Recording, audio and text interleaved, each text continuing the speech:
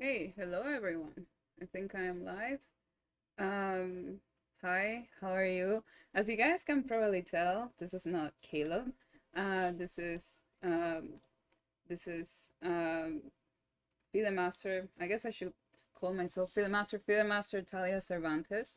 You guys may know me from some other Twitch streams or even some YouTube streams I have.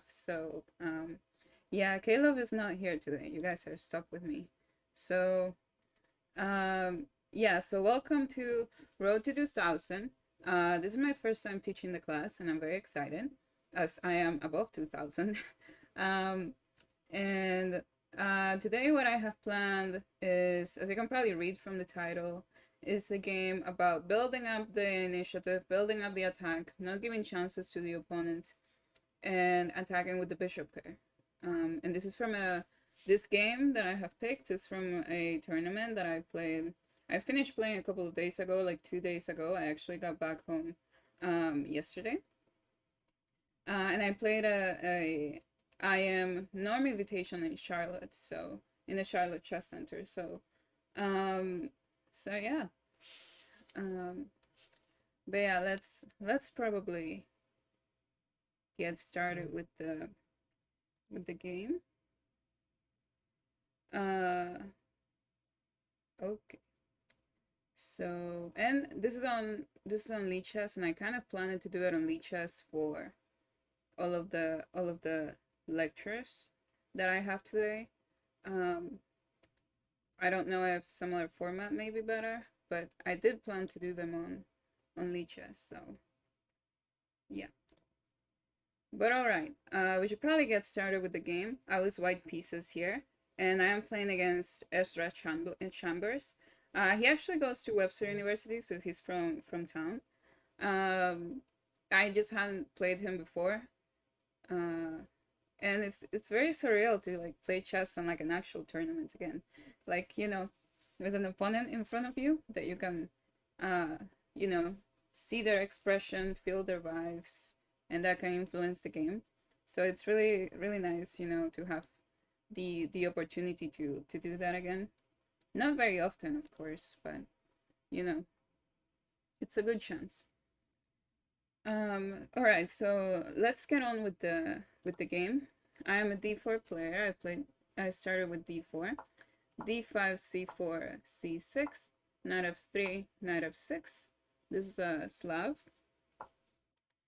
e3 and a6. A6 is still a very popular move. However, I feel like most people know the semi-Slav or the line with bishop f5, which I would consider the main line. Something like knight here, e6, knight h4, and that's, there are a lot of variations. You can play with bishop e4, bishop g4, or bishop back. And I would consider those more mainline. But a6 is of course a very natural move too, and it kind of delays development, and it has some ideas of takes, and I'm playing b5 with a tempo and then c5. So usually, a6 is more of a solid move. But I continued with bishop to d3. Bishop g4 was played, and actually this is not what I had prepared for the game, because one thing is that for this tournaments, usually your pairings. So I mean, essentially, you can prepare for your opponent. You can find their games online. If you find out their on like chess.com lead chess accounts, it's even better. Because one hasn't played official tournaments in a while.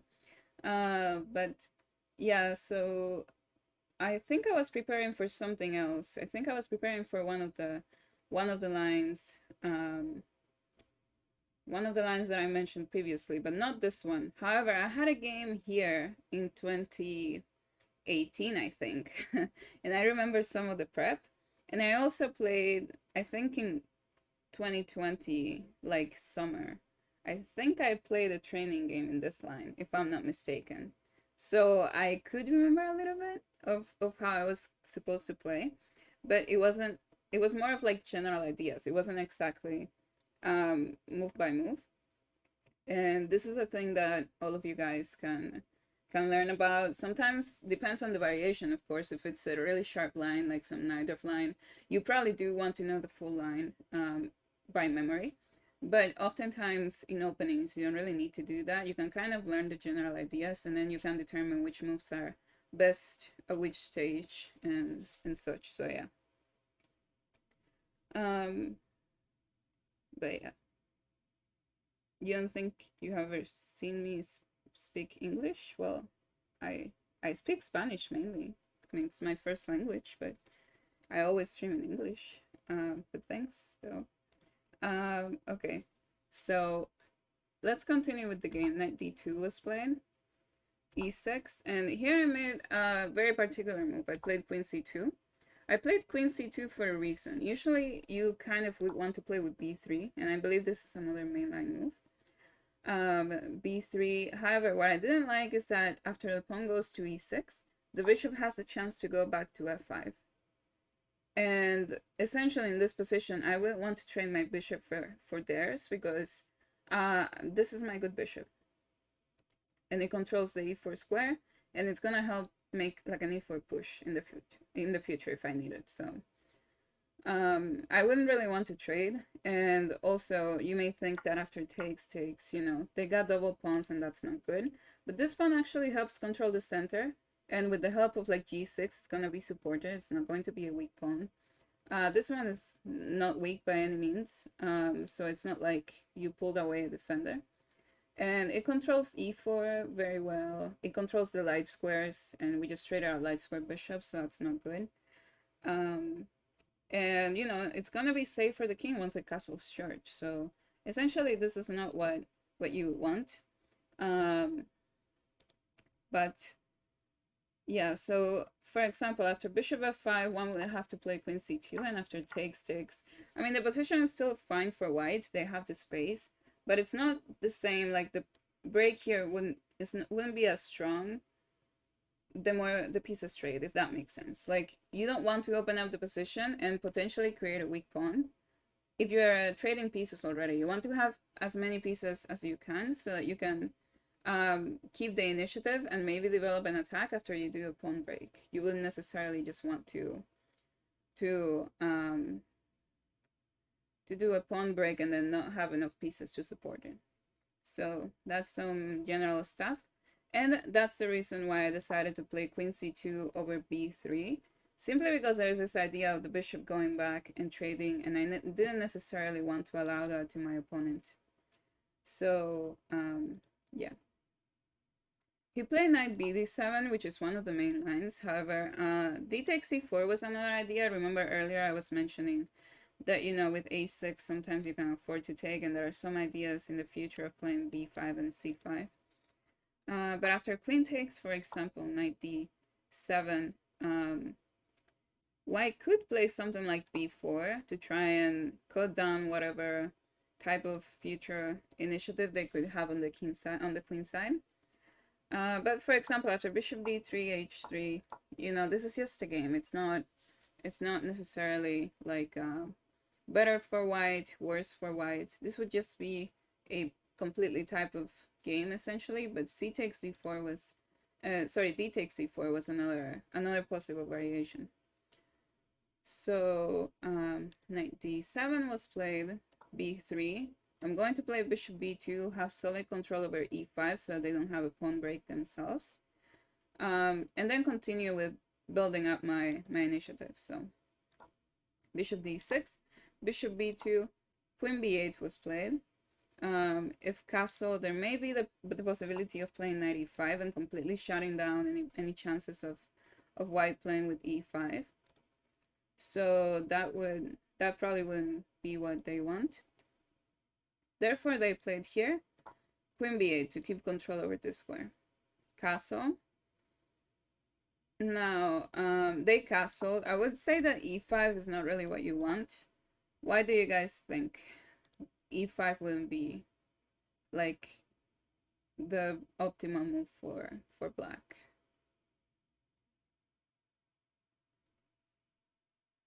Does knight f3 before knight c3 make a big difference? It's essentially a choice.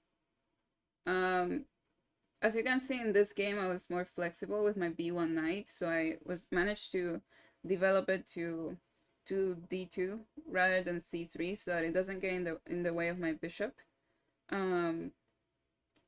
But you know, it's just preference. Knight c3 is just another Slav variation.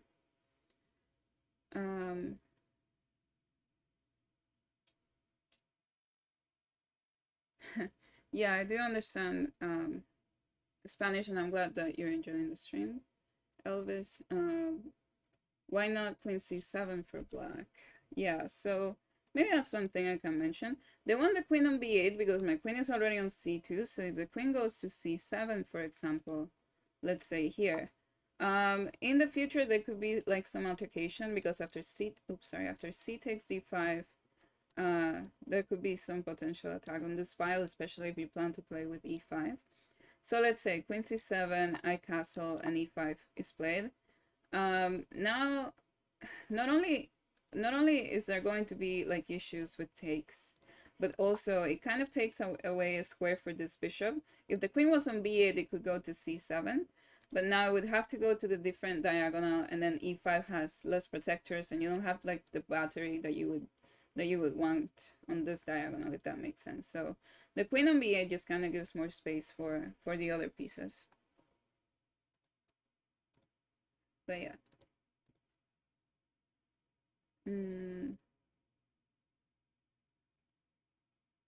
Black gets an isolated pawn on d5.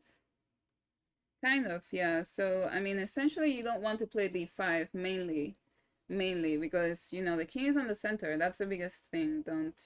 Don't try to open up the center when your king could potentially be in danger after. Also, these two bishops do look really nice towards the king side. Just a little thing you can notice.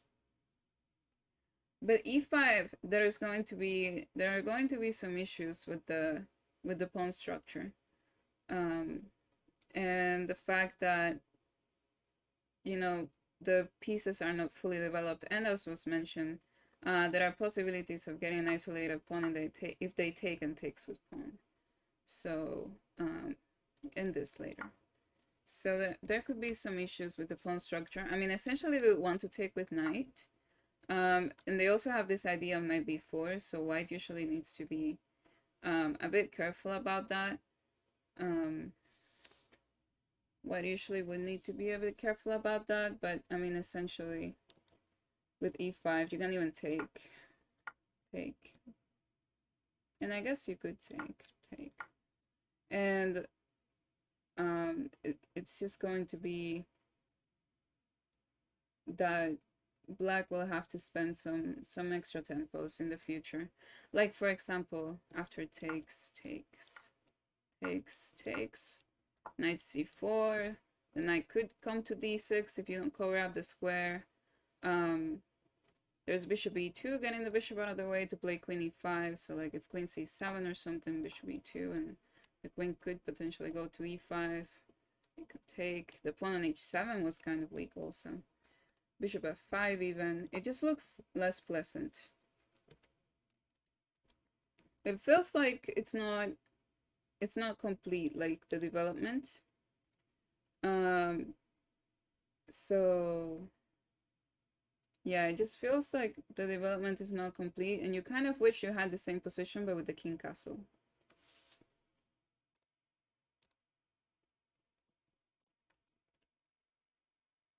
Yeah, so for example, they castled here, and now there is this very interesting idea that I remember from some previous training that I had. And you can play with h3. You don't necessarily want to take right now and give up the bishop pair for nothing. So after bishop h5, I continued with knight g5. And this is a very interesting move. This is a very interesting move because, you know, it may look like, well, it's just a one move threat. There's not really much to it. Like, you're attacking h7, but they can play h6 and then it's fine. However, it's very interesting because it's not just that. Like, you have some interesting ideas. So for example, if they play h6, knight f3, has something changed in the position? Does anyone realize like why this line would be good for white?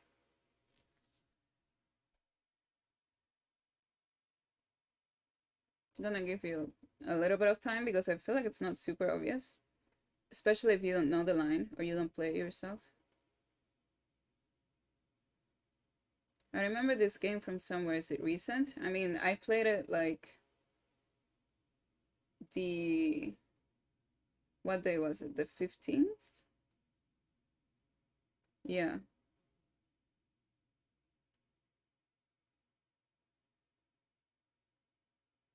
Yeah, you guys are right. So, I mean, not exactly g4, g5, but the idea of g4. The idea of g4 is very nice, and it's really difficult to stop. And the thing is that if you do nothing, let's say you play like rook e8, I have g4. Taking is not really that good because you don't have pieces to checkmate me. I feel like that's pretty obvious. And if bishop back, I can take, and win a pawn. So the idea is that when they play h3, they are taking away one of the defenders of the g6 square. So when the bishop can't go back now. And in this position, because of g4, they are forced to take. And they are forced to give me the bishop pair. So that's the whole idea with this strategy, that I get the bishop pair at the end. Because you can't really stop g4, so you have to give me the bishop, and that's the whole plan. Of course, there's this other move that is possible that they can do, and that move is bishop g6 straight up, defending h7 by blocking the diagonal. However, now after bishop takes, pawn takes, the position can suddenly become uncomfortable for black. I think I checked with computer and it gave maybe maximum like slightly better for white. There are games in this position actually, with rook a d1, for example, bringing the rook to the center, and then the e5 was played in one of the games. Takes, and an isolated pawn was formed. After that, white had a very comfortable position. However, I think right here, I had some ideas of playing with c5, and if bishop c7, for example, f4. So essentially, I close up the position, and I take away the only pawn break that they have. And now I can focus on moves like, for example, knight f3, knight e5, and playing with g4, and developing an attack on the king side, if that makes sense. So, yeah. So I couldn't remember, like, full on what the best continuation was in the game, but I do remember that this was an idea. And no rook lift. Yeah, there could be some rook lifts eventually, or like king g2, h4, h5 with the rook on h1. You can get like the knight out of the way and the queen can come over to the king side. But yeah, essentially I thought that these positions were very comfortable for white, and I wasn't really mad at going at them. It doesn't, even though the position is closed, it's not really drawish. My rating is not 1961. My rating, I mean, FIDE is about 2280 right now, and USCF is like 2349, I think. So, yeah. It's funny if my rating was 1961, how could I be teaching Road to 2000? Yeah. Anyways. Um, but yeah, all right. So yeah, this is actually a very interesting line. This knight g5, I think it's a very interesting idea. There are games in it if you guys want to check it out. If you want to maybe use it in one of your games, you think it's a good trick, I would really recommend you to look into it. Because you can get like good positions relatively easy. So if you guys want, you can check it out. But h6 happened. Knight f3 takes, and my opponent went for e5 straight away. Now he could have played rook e8, for example, and I would have played something like rook fd1. Queen c7 happened in a different game, However, here it's very interesting to play with c5, bishop back, and b4, and have some solid control of the queen side. Everything is pretty closed up, and the most important thing, we have control of the e5 square, so there's never this e5 break. And if we want, later we can bring the knight here, play a4, similar idea. And of course, if a5, b5. So this is just another possible way to play the variation. But in this position, my opponent decided to go for e5 straight up. Now, based on the trade that we had a move ago, do you guys think that it's a good idea to open up the position?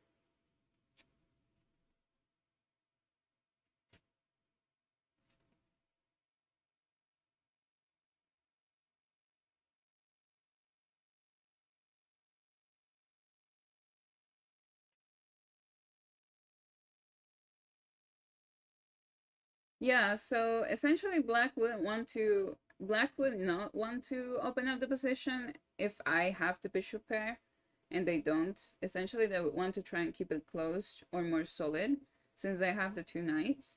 But I am not mad that he's wanting to open up the position while I have the bishop pair, and not only the bishop pair, but the bishop pair kind of synchronized to look into his king side. So already kind of looking at that side. And I have my queen helping too. So I mean, I at the game I couldn't remember exactly the reason why, but I knew that playing e5 straight up wasn't really a great idea because, you know, of principles. And if you guys ever are in a position that you don't fully understand, you can try to follow the principles to guide yourself with moves. And oftentimes, not always, of course, but oftentimes, an ugly move is not good. So, I wouldn't like if you don't know what opening you're playing, I would recommend you to just follow the principles and not really try to find, you know, the exception of the rule, because it's a lot less chances for you to be right than if you actually follow the actual principles. So yeah. All right. So e5 was played, and I knew that my position could get interesting after that. So of course I played d takes e5. Otherwise, this was a threat, of course, and I don't want him to get the center. So takes, and I proceeded with bishop e2. I did not want to trade my bishops, but I also did not want to trade many pieces, especially because after takes, this is kind of a pin, and I'm kind of forced to trade the bishops somehow. And if we trade the bishops, let's say I take, this can begin to look rather drawish, because after takes, they're not going to take with a pawn, they're going to take with a knight, for example. And this position just looks kind of drawish, and it kind of takes away whatever advantage I had before. So I didn't want to just trade every piece and get into a more likely equal endgame. So yeah, that's another thing you guys should probably stay conscious about when you play games. Don't just trade because you want to trade pieces. Like, make sure that every trade that you do benefits you somehow. And as you can see, taking here wouldn't have benefited me, so I kind of just didn't really go for it, because it makes his bishop better and it provokes a trade and it gets rid of my pair of bishops. So I didn't want to go for that. And instead I went bishop e2. Another possible move was rook d1. And you're not super worried about takes, because after queen takes, there's like this pin going on here, so takes is not possible because of queen takes, and if takes. And also, this pawn is defended by this pawn, but mainly this knight. However, the bishop is ready to take it. So, for example, if bishop e7, there's takes, and if pawn takes, because of here, rook here, pawn here. But if this move intermediate, then after takes, what do you guys think of this position?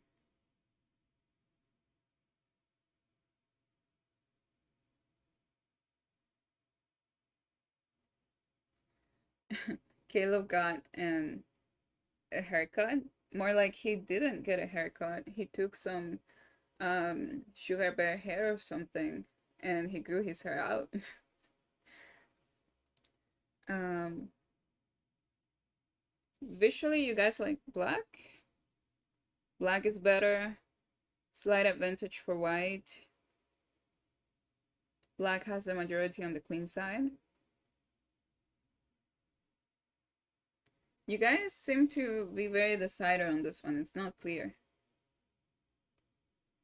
White is better. I'll let you know that. Not just slightly better, but clearly better. Now, what move do you guys think they could make? Kind of has to do with the fact that there's a queen on b8, and that's weird.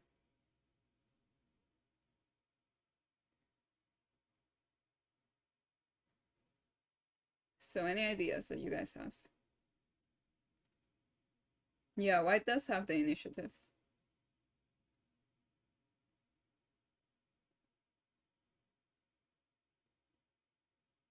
Rook d2 and double up. But you can play rook d7 straight away. Yeah, rook d7 is best. Rook d7 is best. And it's attacking the pawn on b7, which is a backwards pawn that defends c6. But also it attacks f7, which is oftentimes weak. And it can't really be defended by this bishop, so it can only be defended by the heavier pieces. And for example, of course, this is not possible because of takes. Oops, sorry. And if queen c8 or something, trying to get the queen out of the way, just rook f d1. And if you look at it, like, what move does black have? They don't really have a move here. It's not easy to make a move, like, let's say a5, just because white has this very strong e4, and the attack is about to build up, and e5 is coming, followed up by e6. The position is opening up, and it doesn't really look good for black in any way. Yeah, so this position is very, very good for white.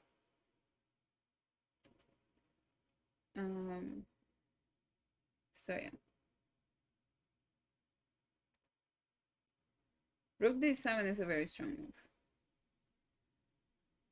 But yeah, that would have been an option. I just decided to play bishop to e2. It's another fine move. Rook to e8 was played. Rook a d1. It's important to bring all the pieces into the center. Queen c7. And now you can kind of start thinking, how can I improve my position? Once again, you don't really want to take because you don't really achieve anything by doing so. But you do want to try and make your pieces better somehow.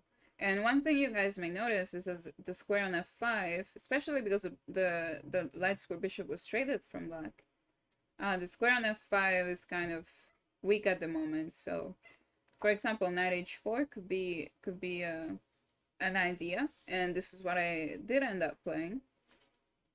And it's a very strong move because you don't really have a way to stop the knight from coming here. Do you guys think that g6 is possible?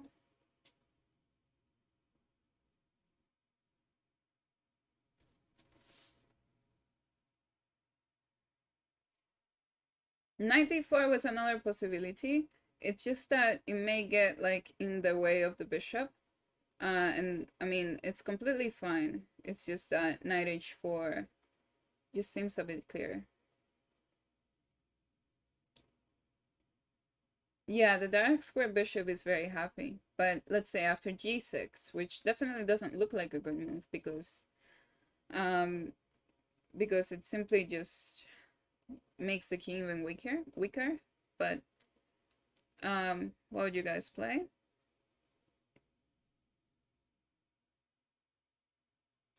Yeah, you guys are right. So f4 is very strong here. And for those of you who haven't seen like any streams of mine, my favorite move to play is f4. Oftentimes I'm wrong about it. and it's a very weakening move. But my favorite move to make is f4, and here it works great. F4, and the only square essentially that I can go to is d7, and now what can you do as white?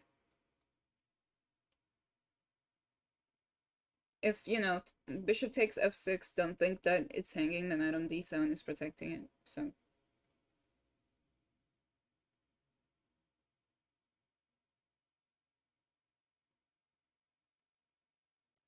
Yeah, now, yeah, now you can take on g6. f5 is probably a possibility too, but I mean, you can just take. And the idea, as mentioned, is that the queen is kind of blocked from coming to g7 and protecting. And now this knight on f6 is some big trouble. So for example, let's say king h8, you can even take. And it just looks really good for white. Not even this is possible because of takes. But yeah. So f4 and knight g6 would have been a very strong idea if they had played g6, and I think maybe they saw it, so they didn't want to go for it. But if they don't go for it, like, I'm going to get my knight on f5, and it's gonna be a very strong knight. So yeah, knight f5, is that what some of you say? But yeah, it's a tough position already for black. But yeah, so after knight h4, rook c8 was played, now c takes d5. And I have a question. What would you guys take on d5 with?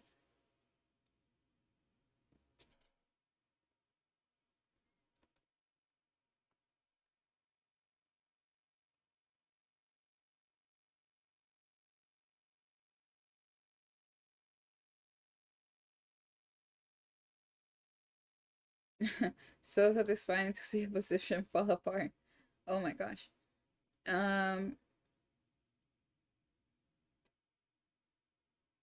With the knight, pawn, knight. So many people are saying knight. 4 people in a row have said knight. All right, so let's see. So this is what was played in the game.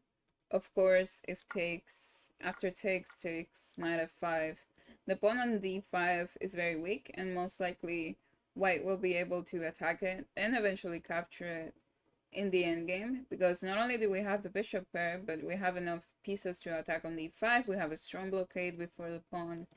It just seems like eventually it's gonna fall, so we're in a much better endgame. However,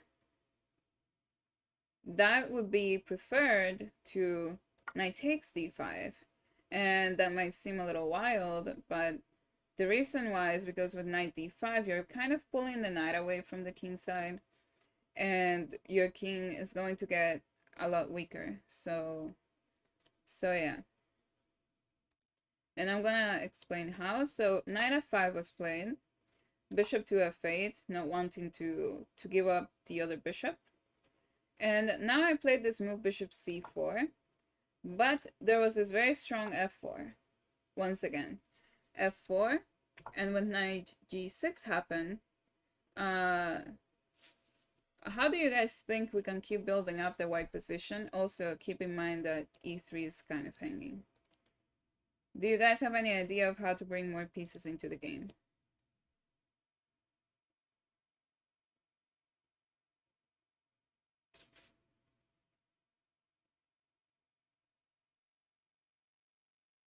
How do you guys think we can prep for an attack here?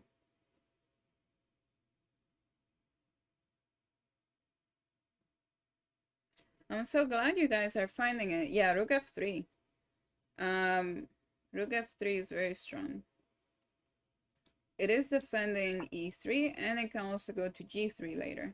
So for example, if h5, so that if rook here, pawn h4, we can just play h4, and after rook d8, for example, rook g3, and there's going to be a huge amount of pressure on this file. Like, there are even ideas of takes, first of all, but also knight h6, pawn takes, and rook takes g6. There are even ideas of that. So essentially the black position is kind of falling apart, and every weakness from white is very well covered. So this would have been a very nice idea. Yeah, it's committal, but it would have been a very nice idea. So yeah. But bishop c4 I played instead, kind of looking towards the king, looking at this knight right here. And after knight b4, queen b1, b5 he played. And I went back with my bishop, but you see that now this knight is kind of farther away from the play. And my opponent played with g6. Now, you guys know I mentioned earlier that g6 is probably not right in these positions because it weakens the king a lot more and opens up this bishop so that there is a lot of possibilities with the diagonals. So like you can maybe put the queen in front of the bishop somehow and already have some ideas of attack. And essentially just the king looks a whole lot weaker. g6 on itself could be a weakness, as we saw in the previous variation. But he did play this move in this position, and I think his idea is that he can go to g7 afterwards and have the diagonal covered a bit more. Yeah, so it's not really a great move, but I mean, if you think about it, like here, what could you do as black? The position is very uncomfortable. Maybe you could try to go back with the knight, but that looks really bad, and probably the ideas of f4 are even stronger now that the queen is safer on b1 than it was on c2. So you can probably continue with that and then have the same idea, and it would be very unpleasant for black. Also, another thing is, you know, time trouble happens, and we're on move 23, so essentially we weren't on time trouble in this position, but I would say we had maybe like half an hour to 25 minutes, or at least he did, because I remember usually when my opponents are at like 25 minutes, and usually I'm staying about the same time against them, usually on those moments, like I kind of speed up and I want to play more practical chess. And that's the thing that you guys can keep in mind for like your own game. Is I understand that playing more classical style games is not as common now, but even like rapid games, you know, just keep in mind trying to play faster as you're approaching time control, but faster in a sense of like not just gotta go fast speed, more of like, you know, try to set up tricks for your opponent for them to fall into. Essentially, it's what would be recommended, and for that you need tactics. And if you know me, you know that I'm always recommending people to do tactics because they're never wrong, they're never bad. So do tactics, you know, and it can help you. I was doing a lot of calculation before this tournament, and I know that calculation is not fun. I was doing like those really annoying like artistic mating 3, mating 4, and those are not fun, but I played good in my tournament because of that later. So I recommend you guys to do tactics and calculation often. Do some puzzle rush before your online tournament. Just make sure that you're warmed up, awake, agile, sharp. I don't know. But yeah. Oh, you guys are saying f4 in this position. F4. Maybe f4 is fine. Yeah. I think f4 is a good move here. Because it's really difficult to move as black. If the knight goes back, it just looks very, very uncomfortable. I would say, actually, I'm not that concerned about this pawn. Like, you can probably find ways to not lose it, but I'm not actually even that concerned about it. I think you can probably even just go back with the knight. But it does look like a good move, of course, and if this, you could take with bishop, you can take with pawn, I think both of them are fine. I like pawn because then you can take with queen next move. But yeah, f4 would have been a nice move. I just played knight g3 because I thought it made sense, and I can maybe bring my knight to e4.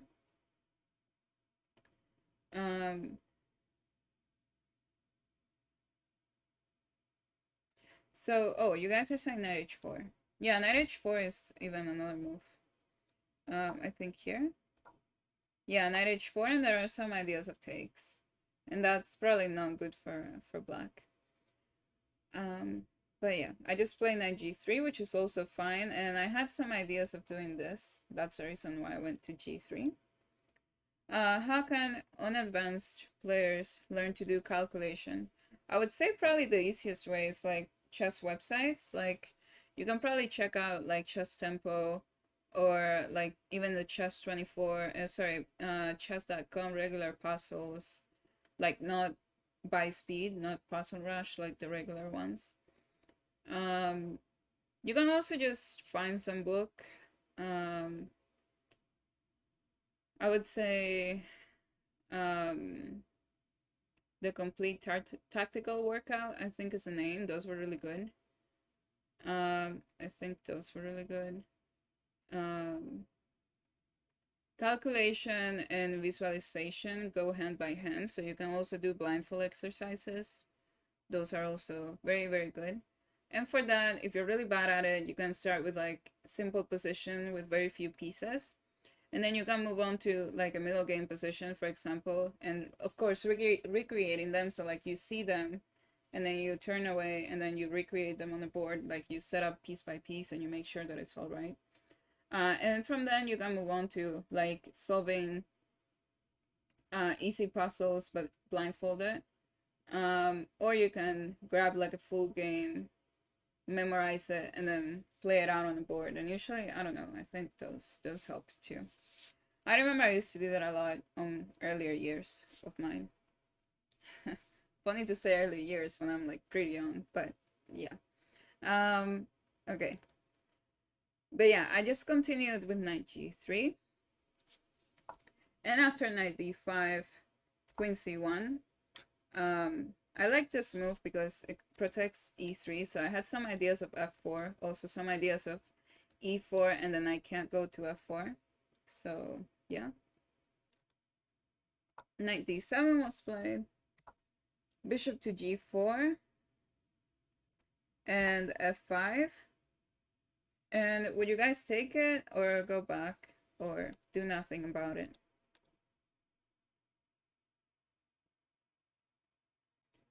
I don't practice blindfold that much, but I'm kind of getting into playing like blindfolded on Lichess, you know that they have that feature.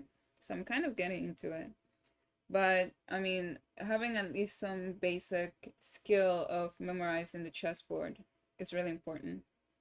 So I would really recommend that. And you know, for those positions that are complicated, where you need to visualize, it's important that you don't make the mistake of like placing a piece on the wrong place, like you know, trading a piece in your calculation and then thinking that it's still there later in the line just simply because it's in front of you in the chessboard because it doesn't really move as you're calculating. So it's just important that you are able to do your calculations right, and for that you need to visualize well.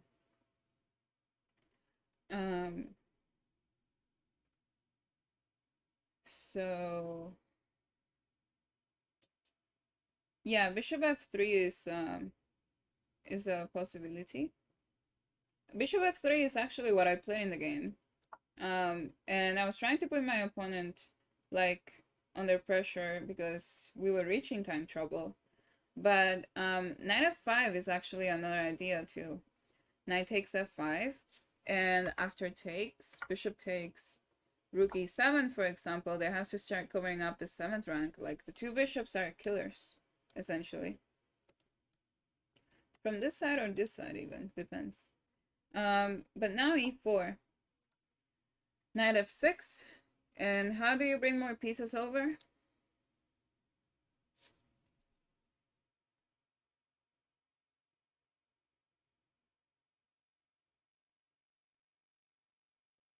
Because remember, you can't checkmate with like 2 pieces most of the time. You need to bring all of your pieces into the attack. Yeah, rook lift. Very nice. We have had a bunch of interesting rook lifts examples in this game today. Also, rook d3 is kind of foreshadowing. Don't forget about it. But yeah, rook, rook d3, and then you can bring the rook over. The queen can attack h6 eventually also. It can come to c3. So yeah. But I mean, the position is super uncomfortable, even ideas of e5 in the future. However, I just played bishop f3. I played a bit calmer. And after knight f6, I continued with rook e1, trying to play e4. My opponent played knight e4. And after takes, I decided to take with bishop. I remember I was calculating takes, and bishop here. But I didn't know how to continue after. And I didn't want to allow my opponents to have enough time to play something like bishop g7 and be more solid. So always remember to not give enough chances or moves to your opponent. So yeah. So that's why I played bishop takes. Sometimes you gotta say bye-bye to the beautiful bishop pair, but the idea is after takes I have rook d4.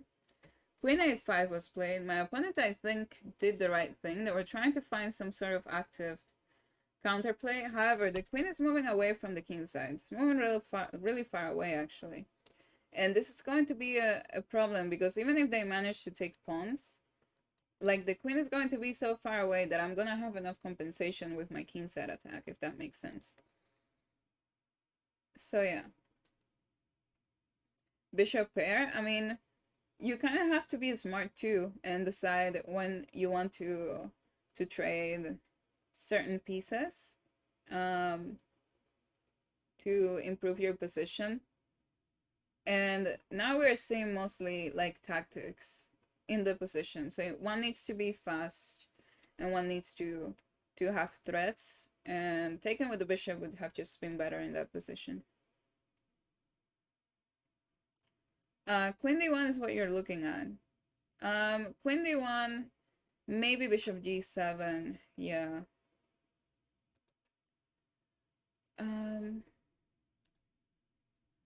But it's kind of like queen d1. I don't think that's the piece you want to do it with. I kind of did it with the rook also so that there wouldn't be like a queen attacking my rook and I would have to defend it with my own queen for the rest of the game. I just kind of got rid of that problem. Also, the rook on e1 wasn't doing anything anymore.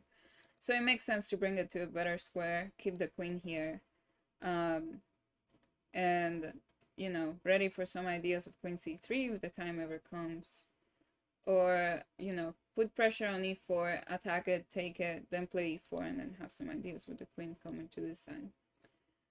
But queen takes a2 was played. Queen takes a2 was played. And now what would you guys take on e4 with?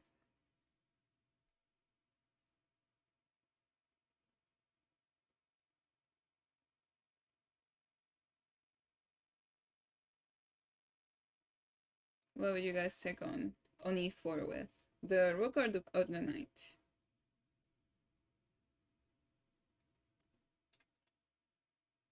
Oh, you guys are saying knight.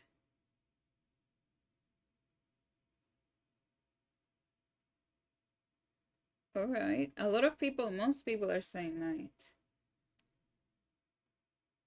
Rook, it clears the diagonal for the bishop. Yeah, so by this point I would say we're kind of at like 10 minutes. Maybe he has some time less. He actually had less time than me. So maybe he had like 2 minutes and I had like about 10 minutes. Maybe 7 minutes, like 2 minutes to 7 minutes, more or less.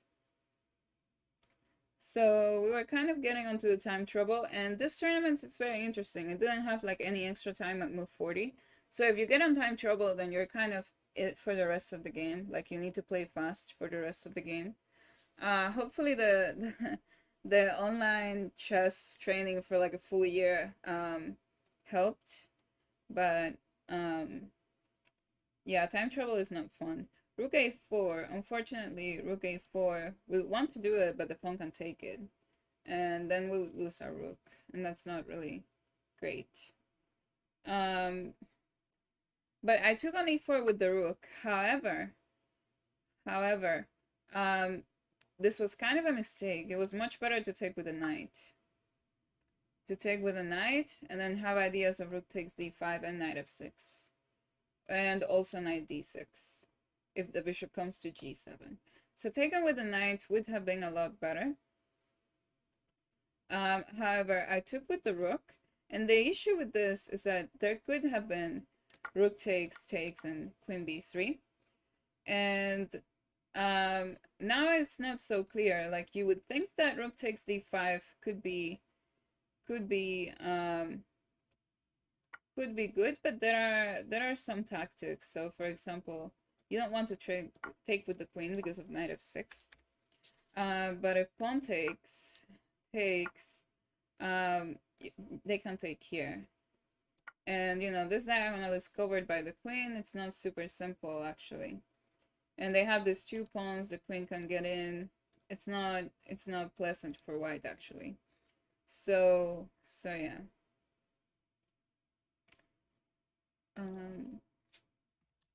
So for example, in this position, I would probably have to play something like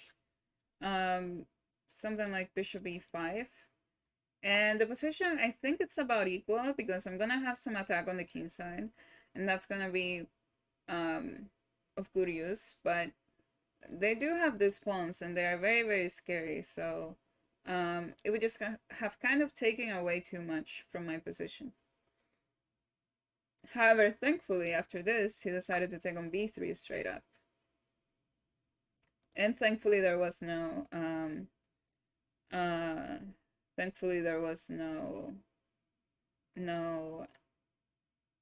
counterplay. But now we have a very clear threat, I think. You guys probably see it. I'm not going to ask you actually. Rook g4. It makes sense. You're going after the weak pawn. f5, g5 just looks really bad. There are some ideas of e4 actually, and after the knight comes back, rook takes g5. I remember I was looking into this during the game. Because the bishop is helping. So my opponent here played king to h7. Now, after this, what do you guys think I played?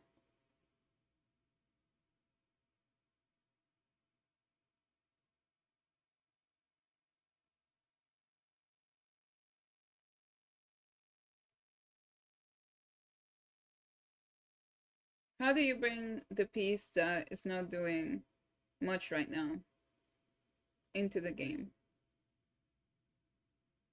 f4, that may be a little bit slow. Rook takes g6. There's kind of no need to right now. You have an easier move. Continue bringing pieces in, but at the same time making threats. Bishop f6, there could be knight takes, so be careful. Queen b1. You guys are recommending queen b1. And yeah, that's actually the correct move. You're bringing the queen in, while at the same time making a very dangerous threat onto g6. So, for example, if they play something like knight to e7, there is going to be rook to d7, like the knight now that gets out of the way, the rook can join. And if queen f7 defending, I had a very interesting move in mind to play here. I had thought about knight g5. I thought this move was kind of funny. Knight h5. And the idea is that you can't take because of, you know, the pin. And I'm also threatening knight to f6. And it's very difficult to stop because g7 is also covered. So this is what I had planned to play if he had played knight back to e7. But it just looks extremely uncomfortable. It looks like they're about to lose in a couple of moves. Even the idea of knight f4 with, you know, putting even more pressure onto g6 is a thing. So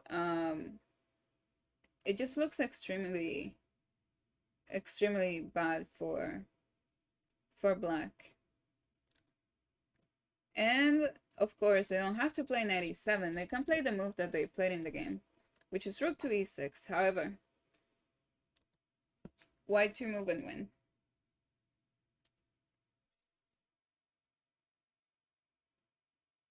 What do you guys think?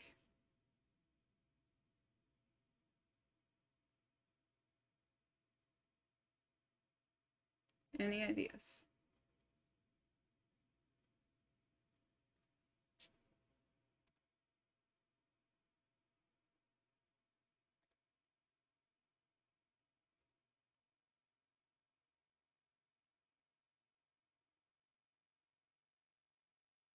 How will you guys finish up this position? Knight to e4, knight to f5.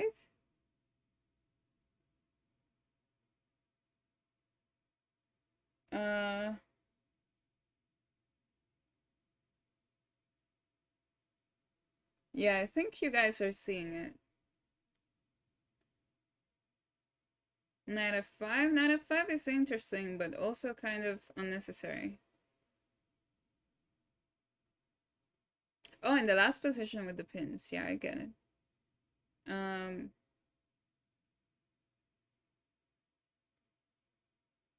Yeah, you guys are getting it. Remember how I mentioned that rook d3 was kind of foreshadowing for how the game ended? Rook b4 is not winning. It's not really necessary. You can just play rook d3 and actually, funny enough, the queen is trapped. It doesn't really have any square to go to. And it's protected, oh, sorry. And the rook is protected by the queen, of course. Knight f3 was played, but after takes, queen d5, rook d3, my opponent resigned. Because there's no way to stop rook d7. So, like, let's say queen here. I can probably play bishop a6, actually. But, I mean, I have ideas of coming in with my rook. So, but let's say bishop a6. That's probably winning. And then I can come in here. I mean, I am a piece up, so almost anything I do is winning. But I can also play like rook here if I want to. And then bishop e7. And, gosh, anything is winning. Probably bishop d4 is good enough. Someone had ideas of knight f5, so knight f5 here. That's probably crashing too. Yeah. I mean, I'm kind of just a piece up, so. But yeah, in this position, my opponent resigned. And, it was a very... Oh, Caleb changed. Caleb is on a vacation, and instead you have me. So, for now, you guys are going to be seeing me over his classes, and you guys shouldn't go anywhere because I'm going to be doing the endgame class right after now. And later I'm going to be analyzing your games on Twitch, so you guys should definitely stay tuned for the upcoming couple of hours.